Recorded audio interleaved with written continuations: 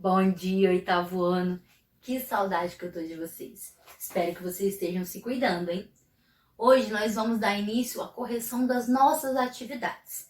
Nós vamos começar pelas atividades da apostila. Então, pegue a apostila, lápis, borracha, pra gente começar. Então, vou dar algumas dicas para vocês. Se tiver qualquer dúvida, eu estou à disposição. Então, vocês podem parar o vídeo, parar a nossa aula e me perguntar, ou anotar tudo e me perguntar depois. A mesma coisa com as atividades. Então, se tiver alguma dúvida com a atividade, para o vídeo, faça a atividade, corrija a atividade que precisa ser corrigida. Sim, vamos usar as fórmulas, vamos aprender a fazer essas contas, porque isso vai ser bom para a gente, porque na próxima aula, depois que a gente terminar a correção das nossas atividades, eu vou mandar uma atividade avaliativa para vocês. Então, a gente tem que estar sabendo fazer tudo direitinho, hein? Então, vamos lá? Então, vamos aqui começar pela correção da página 40 da apostila. Então, a primeira pergunta que fala sobre o ímã natural. Então, o que é um ímã natural? É aquele ímã encontrado na natureza. Ele não precisa de interferência humana para poder atrair magneticamente outros materiais. Já um ímã artificial, que é a pergunta da 2, são aqueles que eles vão adquirir propriedades magnéticas depois de interagirem com outros ímãs. Então, por meio de um processo que a gente chama de imantação. No 3, nós temos uma manchete falando de um aparelho de ressonância.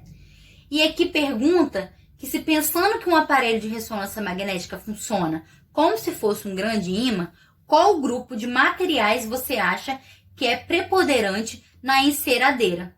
Então, nós teríamos ferromagnéticos, pois eles são fortemente atraídos por esses ímãs. Porque é comum solicitar que todos os materiais metálicos sejam retirados quando uma pessoa precisa fazer um exame numa máquina de ressonância. Porque esses materiais metálicos, eles podem adquirir propriedade magnética e ser atraído pelo equipamento de ressonância. Na 4 aqui pergunta se a gente aproximar um cartão bancário de um ímã ou de um eletroímã, como um alto-falante, pode inutilizar a sua tarjeta magnética. Por quê? A tarjeta magnética ela é coberta por uma camada de partículas de óxido de ferro. Elas ficam alinhadinhas. Então, quando a gente pega essa tarjeta, esse cartão, e aproxima ele perto de um ímã ou perto de um eletroímã, essa tarjeta ela vai fazer com que essas partículas que estão nessa tarjeta, né, começam a interagir com o ímã. Nisso que faz essa interação, eles começam a ficar desorientados. Então é como se tivesse todo mundo organizado, chegou alguma coisa e espalhou todo mundo. Então ficou tudo desorientado. Então o cartão, ele pode perder suas informações.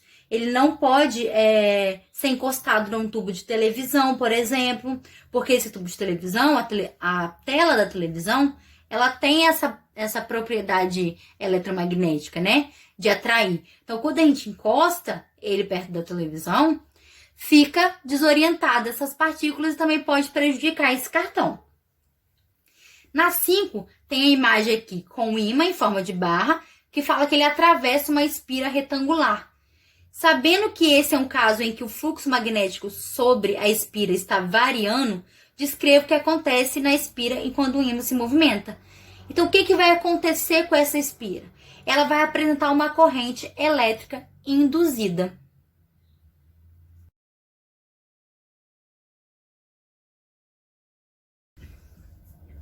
Na página 44, a primeira pergunta é para a gente definir a potência elétrica, qual o seu símbolo e sua unidade internacional.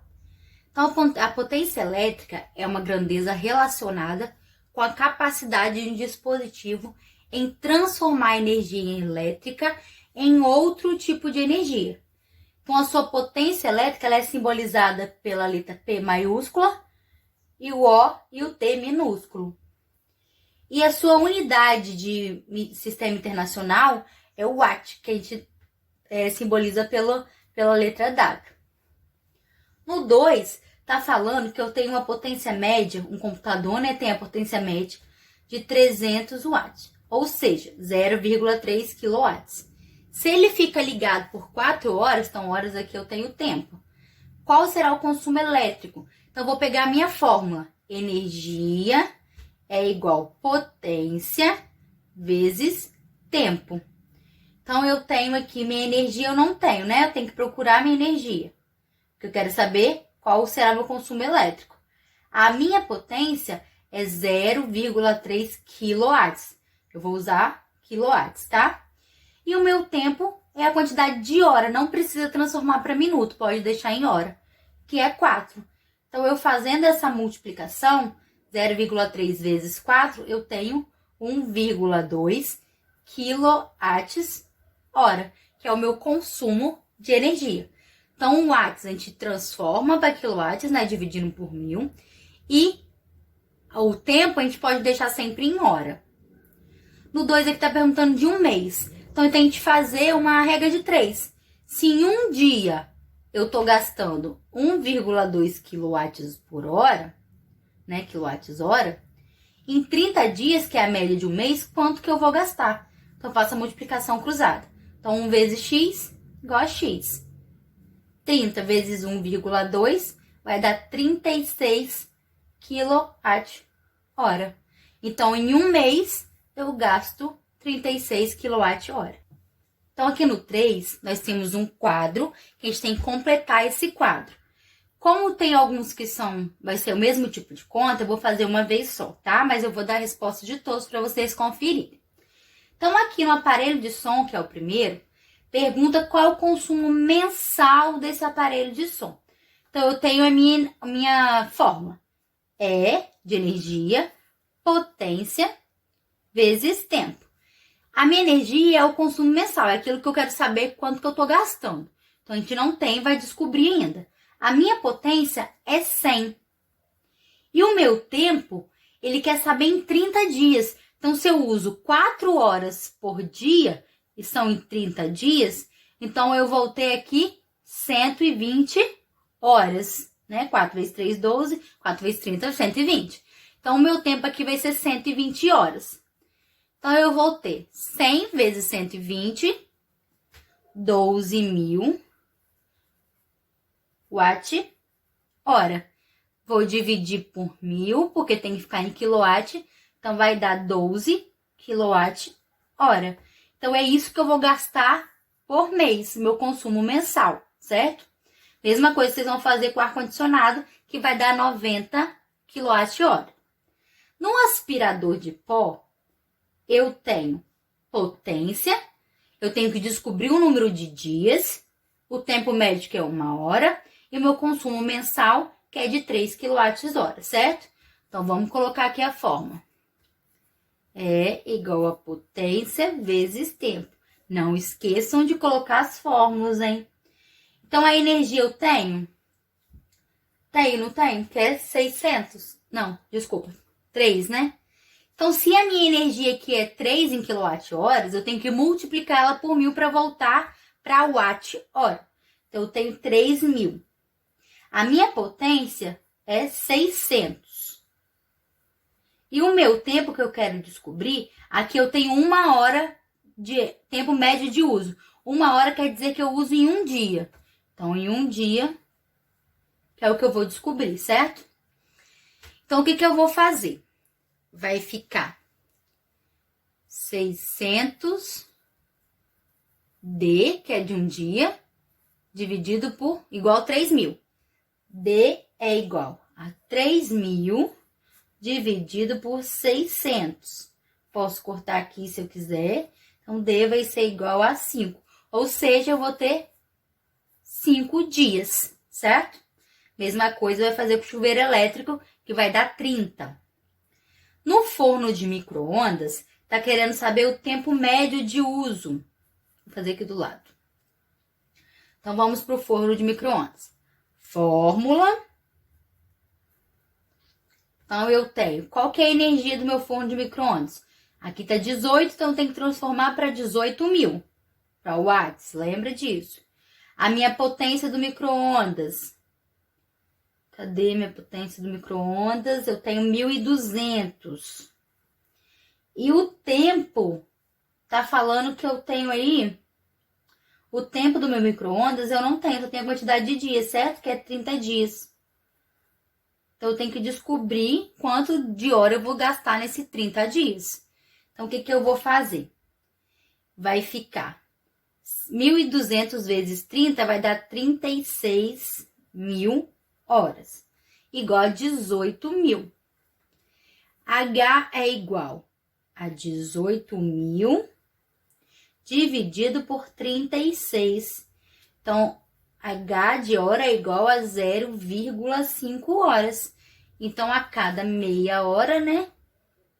Eu tenho, que é o meu tempo médio de uso nesses 30 dias. Então, cada dia eu uso ele, o meu forno de micro-ondas, cerca de meia hora. E aí, depois nós temos a lâmpada fluorescente. Então, na lâmpada nós temos fórmula. A lâmpada está perguntando pra gente qual é a potência. Então, a minha energia aqui da lâmpada, consumo de energia, 7.200, porque eu tenho que transformar. A potência eu não tenho. E o meu número de... o meu tempo usado, né? Então, eu vou pegar meu tempo aqui, ó. 30 vezes 12, que a média é 30 dias, 12 horas por dia, certo?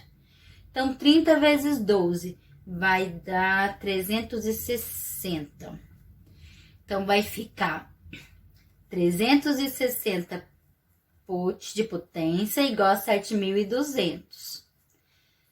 Potência igual a 7.200 dividido por 360, certo? 7.200 dividido por 360 vai dar 20 watts. Então, a minha potência é 20 watts. Outra observação aqui. Por que vocês podem imaginar? Por que eu coloquei 30 aqui, que é número de dias, com H?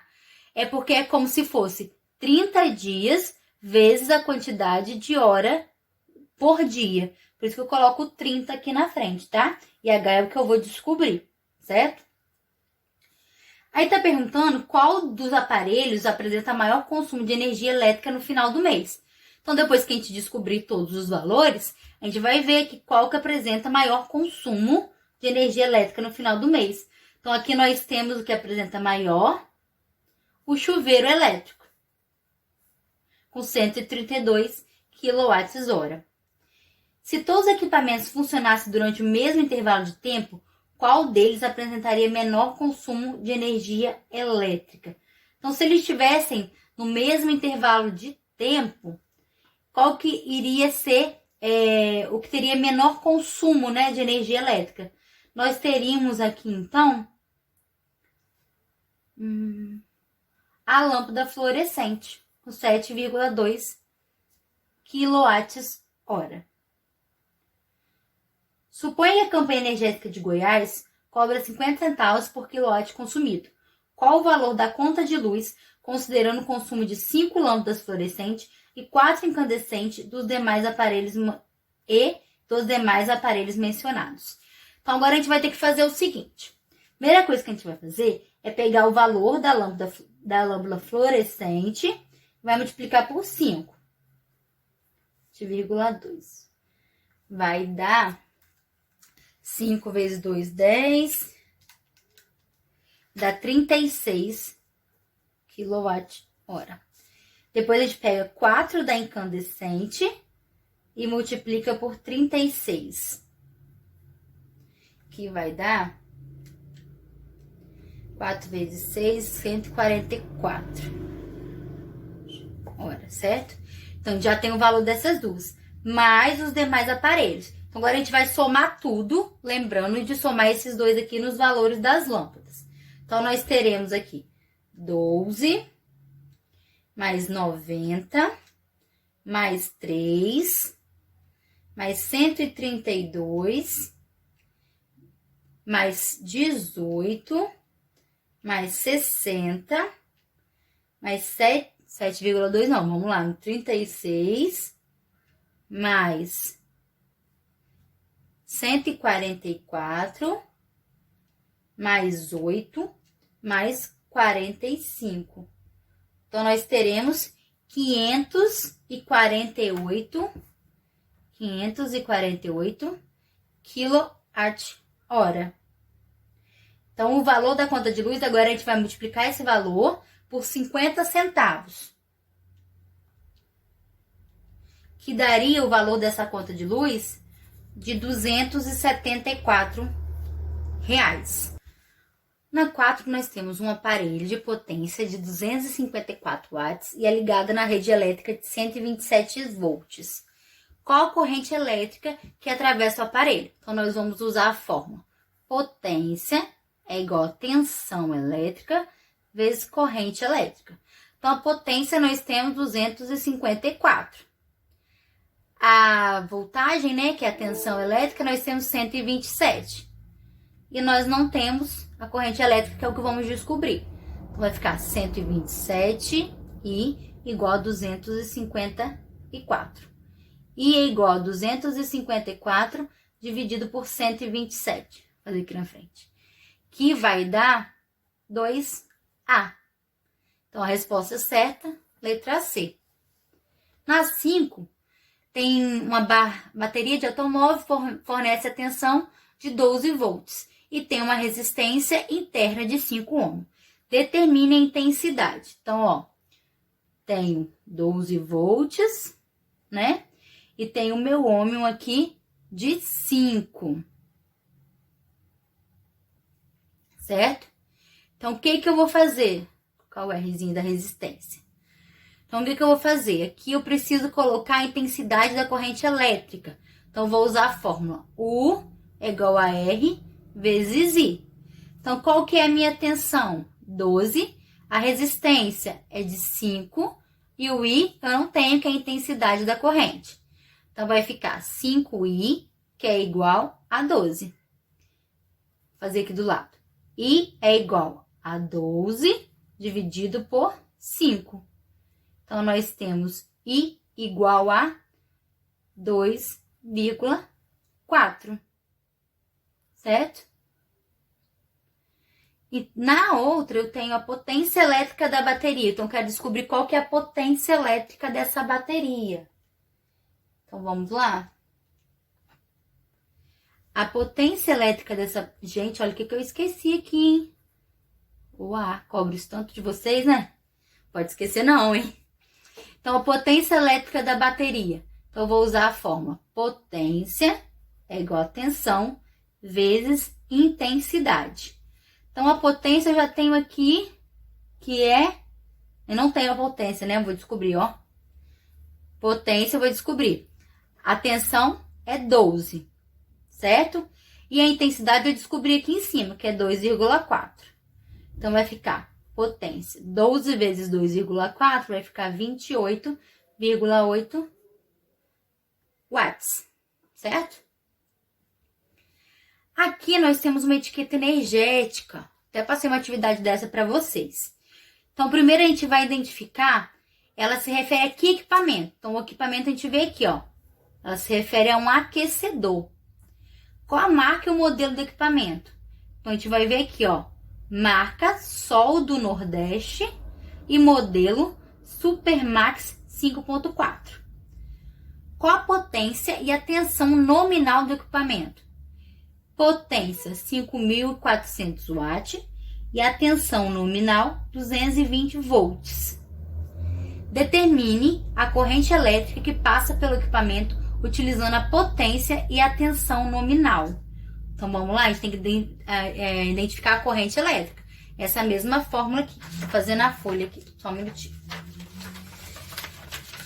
Então, nós vamos usar potência vezes tensão, que é igual a tensão, vezes intensidade. Então, qual que é a minha potência aqui? 5.400 watts, certo? Qual que é a minha tensão? 220 volts vezes I. Então, eu vou ter 220 I igual a 5.400. I é igual a 5.400 dividido por 220. I é igual, vou fazer as contas. Dividido por 220. Vai dar 24,55 amperes, certo? Na letra E, tá perguntando se a tensão fosse 110. Então, a gente vai fazer a mesma coisa, só substituindo 220 por 110. Então, vai dar potência igual a U vezes I, 5.400, 110 vezes I, 110I é igual a 5.400, I é igual a 5.400 dividido por 110. I é igual a 5.400 dividido por 110, vai dar 49,09 amperes.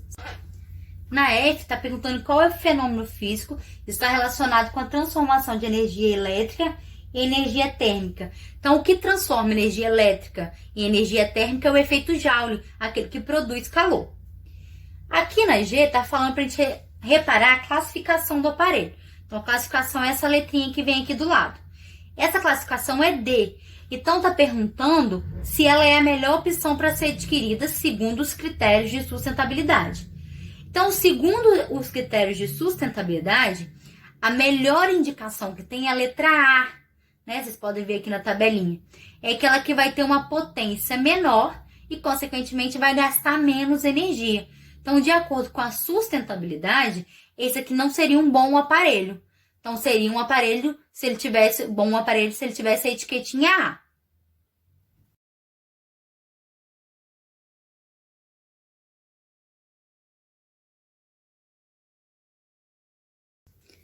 Na página 48, tem um quadro aí, né, para listar. Pode listar no seu caderno, pode fazer mesmo. A gente tem que completar com coisas que a gente vê em casa. Então, aqui tem o Sol, que é uma energia renovável, e transforma essa energia química em energia térmica. Nós temos o gás de cozinha, que é uma energia não renovável, e ele transforma essa energia de calor para energia elétrica. Eu coloquei aqui mais dois exemplos, que são a pilha e a eletricidade. A pilha ela é não renovável e transforma energia química em energia luminosa. Também pode transformar essa energia em energia térmica ou também em energia de movimento. E a eletricidade, a maioria é renovável, tá? Mas ainda existem algumas fontes não renováveis. Elas fazem essa transformação de energia elétrica em energia luminosa, energia térmica ou energia de movimento. No 2, está falando que no início do capítulo nós comentamos sobre a pobreza energética e a quantidade de pessoas sem instalações de cozinha com fonte de energia limpa. Então, no sentido de uso de combustíveis e fogões que não causem poluição do ar. Sob esse aspecto, que tipo de fonte de energia podem ser consideradas limpas e que tipo não? Então, nós temos as fontes de energia limpa, que é a energia elétrica e o gás de cozinha. E as não limpas, né? São a lenha e o carvão, a queima da lenha e do carvão, certo? Na 3, nós temos as usinas termoelétricas tradicionais e as nucleares, hidrelétricas e eólicas, que é para a gente falar as semelhanças e as diferenças. Então, vamos começar aqui na letra A. As usinas termoelétricas tradicionais e as nucleares, o que elas têm de semelhança? Então, elas não precisam de fatores climáticos para poder funcionar. Elas geram energia através do aquecimento da água, né?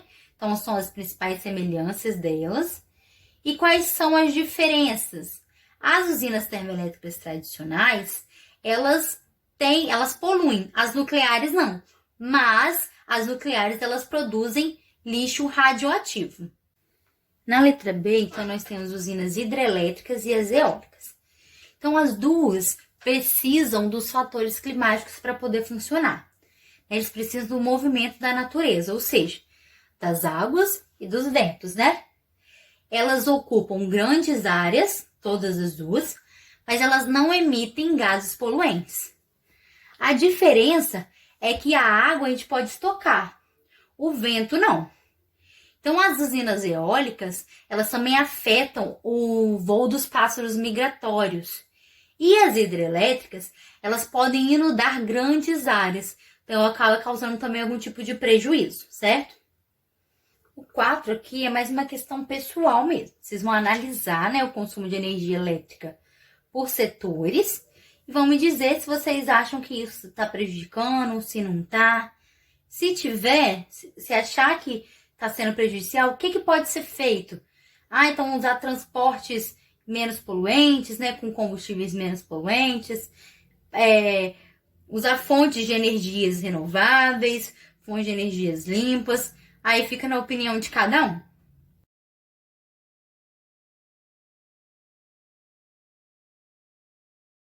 Então, nós temos aqui na página 51...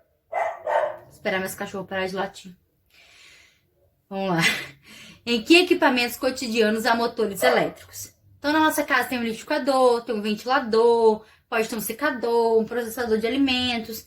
Então, basicamente, tudo que tem movimento, ele utiliza essa energia elétrica.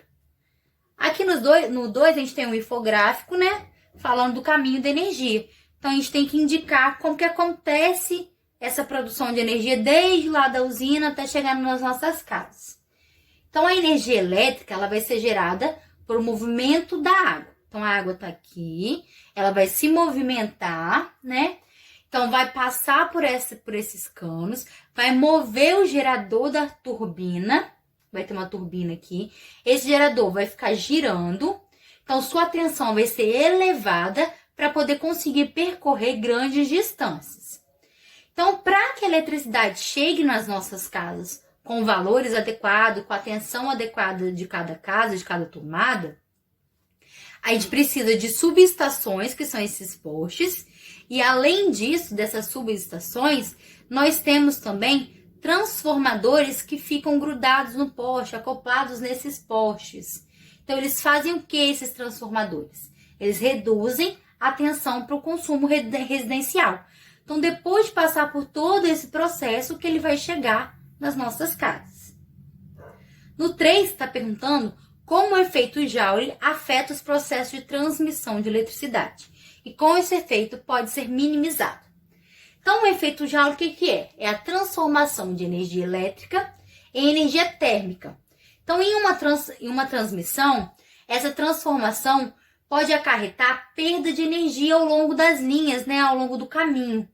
Então, para minimizar esse efeito Joule, são utilizados geradores elétricos para elevar essa tensão antes de ser transmitido. Então, esses geradores elétricos são necessários para poder diminuir o efeito Joule. Então, com maior tensão elétrica, a corrente elétrica torna-se menor, assim como o efeito Joule, certo? No 4, analise o esquema de transmissão da energia elétrica a seguir e responda as questões propostas.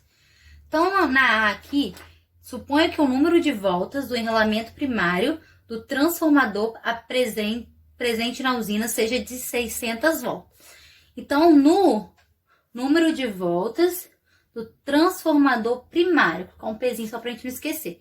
Então, ele tem 600 voltas, certo? 600 voltas. Quantas voltas tem o enrolamento secundário deste primeiro transformador, que faz a ligação com a linha de alta tensão? Então, a gente tem que ver qual é a linha de alta tensão aqui. Então, nós temos que saber número de voltas do primeiro, número de voltas do segundo, tensão do primeiro e tensão do segundo.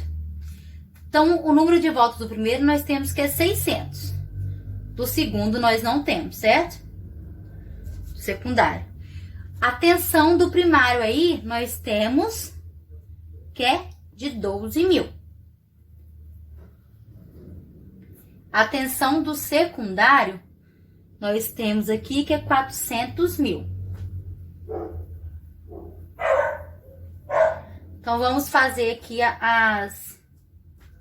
Vamos cortar aqui para ficar melhor. A gente pode também simplificar. Então, a gente pode dividir aqui por 4 e dividir aqui por 4 também, certo? Então, vai ficar 600 NS, né, de número de voltas secundários. 12 dividido por 4 vai dar 3. 400 dividido por 4 vai dar 100.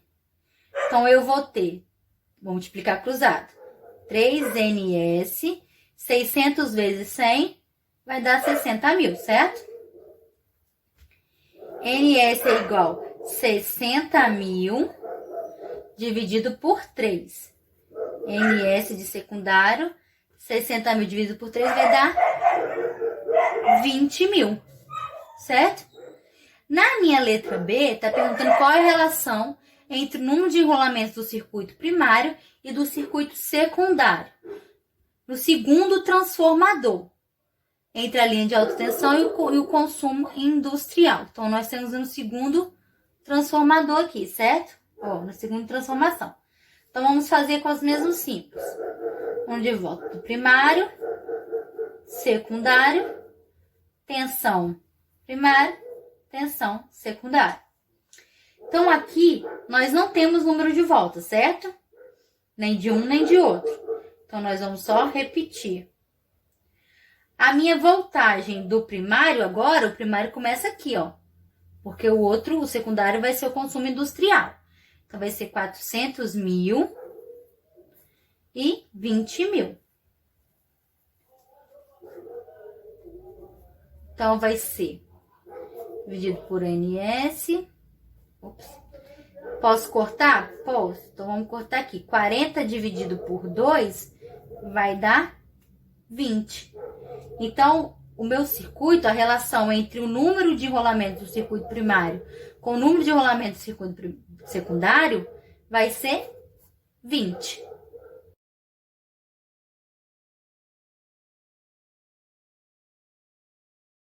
Dando continuidade, então, à nossa correção, vamos para a hora do estudo. Então, primeiro a gente vai completar as lacunas. Então, polos magnéticos diferentes se atraem, enquanto polos magnéticos iguais se repelem. A Terra é capaz de atrair ímãs, como é o caso das bússolas. Isso porque ela pode ser considerada como um grande ímã, cujos polos estão próximos dos polos geográficos. O fluxo de cargas elétricas por um fio, a corrente elétrica, é capaz de provocar efeitos magnéticos. A variação do fluxo magnético pela região onde está uma espira é capaz de provocar efeitos elétricos. Então, ficamos aí com diferentes, iguais, ímã, é capaz e é capaz. No 2, está falando de um modelo de datashow utilizado para projeções em sala de aula. Ele tem a potência de 110 watts e 220 volts. Na letra A, pergunta se o aparelho ficar ligado por 4 horas, qual será a energia consumida em joules. Como está pedindo essa energia consumida em joule, nós precisamos transformar esse tempo aqui em segundos. Então, 1 minuto tem 3.600 segundos, certo? Então, 4 horas, 1 hora tem 3.600 segundos. Então, 4 horas vezes 3.600 vai dar 14.440. Isso. 14.440 segundos. Então, em 4 horas, eu tenho 14.440 segundos. Então, vou pegar a fórmula. Energia igual potência vezes tempo. Energia nós não temos. A potência é 1.100 vezes 14.400 segundos, que é meu tempo. Então, vai ficar energia igual a 1.200 vezes 14.400 vai dar 15.440.000 joules. Então, a minha energia consumida em joule será essa daqui. Na letra B, pergunta a energia calculada em quilowatts-hora. Então, eu não preciso transformar agora. Eu vou pegar só a minha fórmula. Vamos colocar os valores na fórmula. Então, se está falando quilowatts-hora, o que estava aqui em watts, eu preciso usar o que está em quilowatts. Então, vai ficar 1,4 vezes 1,1 vezes 4. Então, a minha energia vai ser 4,4 kWh. Na letra C, pergunta que a aula durante 20 dias do mês e, em média, o aparelho fica ligado por 4 horas por dia. Qual será a energia consumida no mês em quilowatts-hora? Então, vamos lá. A média, então, mensal é de 20 dias, certo? Aqui eu já não descobri que eu fico ligado, que vai gastar 4,4 kWh em um dia, ficando ligado a 4 horas. Então, é só eu multiplicar. Então, eu pego energia 20, que é de 20 dias, vezes 4,4, que vai dar 88 kWh. Então, em 20 dias eu vou gastar 88 kWh. Na D, caso o quilowatt-hora custe 60 centavos, qual será o custo mensal de energia elétrica? Então, eu vou pegar, para poder fazer esse custo, né? 88 que eu gastei, vezes 60 centavos. Então, o meu custo será de 52,80. Na letra E aqui, qual a corrente elétrica que atravessa o circuito do aparelho em funcionamento? Então, eu tenho que descobrir a corrente elétrica, então vou usar a fórmula potência igual a tensão vezes corrente elétrica. Então, a minha tensão, 1.100. Minha potência, 1.100. Minha tensão, 220. Minha intensidade eu não tenho. Então, vai ficar 220I é igual a 1.100. I é igual a 1.100 dividido por 220. I é igual a 5 amperes. Então, a intensidade da minha corrente elétrica é igual a 5. O 3 está falando do motor de arranque de um dispositivo elétrico. Então, fala que um caminhão ele necessita de uma alta corrente para a partida, por volta de 100 amperes. Então, para isso, ele conta com uma bateria de 12 volts. Na letra A, está perguntando qual a potência desse motor. Então, se quer saber qual a potência, eu vou usar a fórmula. Potência igual a tensão vezes intensidade. Então, a potência eu não tenho, porque eu vou descobrir. A minha tensão é 12 e minha intensidade é 100. Então, potência é igual a 12 vezes 100, 1.200 watts. Na B, está perguntando qual a energia fornecida pela bateria se ele permanecer acionado durante 20 segundos. Então, energia, então eu coloco a fórmula de energia. Energia igual a potência vezes tempo. Então, a energia que eu vou descobrir, qual energia? Eu vou descobrir a minha potência. Eu já descobri aqui em cima que é 1.200. E o meu tempo é 20 segundos.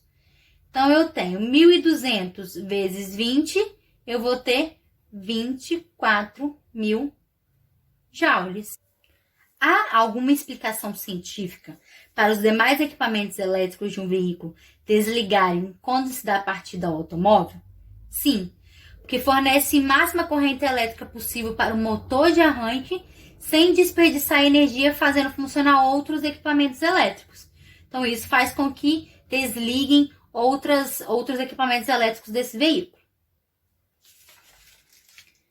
No 4 aqui, nós temos que marcar a opção correta de acordo com o que falta aqui nessa frase.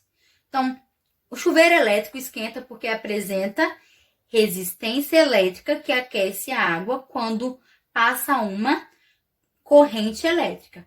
Há este fenômeno chamado de efeito Joule. Resposta certa, letra E. Economize. Lâmpadas fluorescentes de 15 watts têm a mesma luminosidade que lâmpadas incandescentes de 60 watts de potência. Então, de acordo com o anúncio, o intuito de economizar energia elétrica, o eletricista troca uma lâmpada incandescente por uma fluorescente e conclui que em 1 hora a economia de energia elétrica em quilowatt-hora será D. Então, a gente tem que fazer a conta para poder descobrir. Então, da energia 1, da primeira lâmpada, nós temos potência vezes tempo. Então, nós temos potência de 15 watts e o tempo de 1 hora. Então, nós temos 15 watt-hora. Nós vamos dividir isso por 1.000 e vamos chegar a 0,015 kWh. Mesma coisa nós vamos fazer com a 2, com a lâmpada 2, a incandescente. Então, nós temos 60 de potência e 1 hora. Então, nós temos 60 watt-hora. Vamos dividir por 1000 e vamos chegar a 0,06 kWh, certo? Então, o que a gente vai fazer agora? Vai diminuir a energia 2 pela energia 1. Tá sendo maior aqui. Então, vai ficar 0,06 menos 0,015, que vai dar 0,045 kWh. Então, eu coloquei esse aqui na frente porque ela é maior. Então, a resposta certa, letra E, 0,045. Na 6, fala que no projeto de uma bicicleta elétrica de 250 watts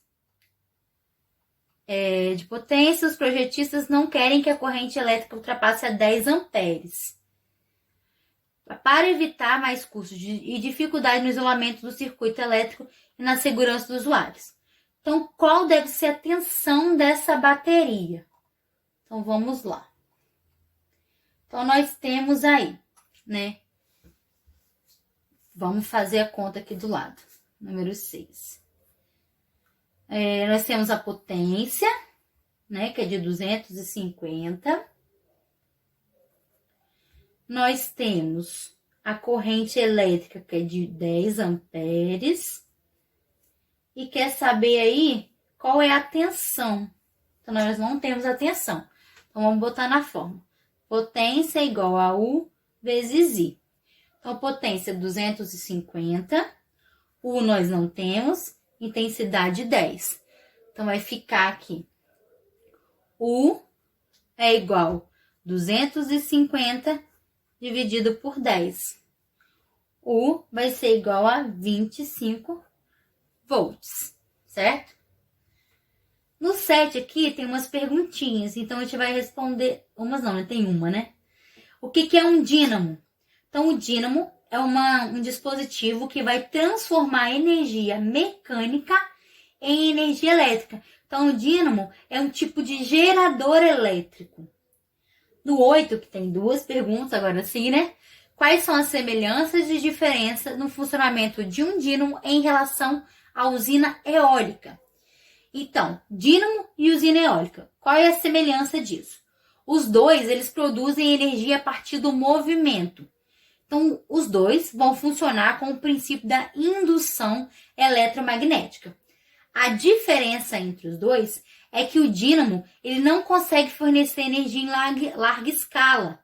Então, ele não necessita condições climáticas também. Então, a energia dele, ela não consegue ser para muita coisa, né? Em relação ao dínamo e à usina termoelétrica. Os dois produzem energia a partir do movimento, funcionam também com um princípio de indução eletromagnética. A diferença é a mesma coisa. O dínamo ele não consegue fornecer uma energia em larga escala. E um dínamo não necessariamente ele vai emitir gases poluentes. Então, eles têm basicamente as mesmas diferenças e as mesmas semelhanças.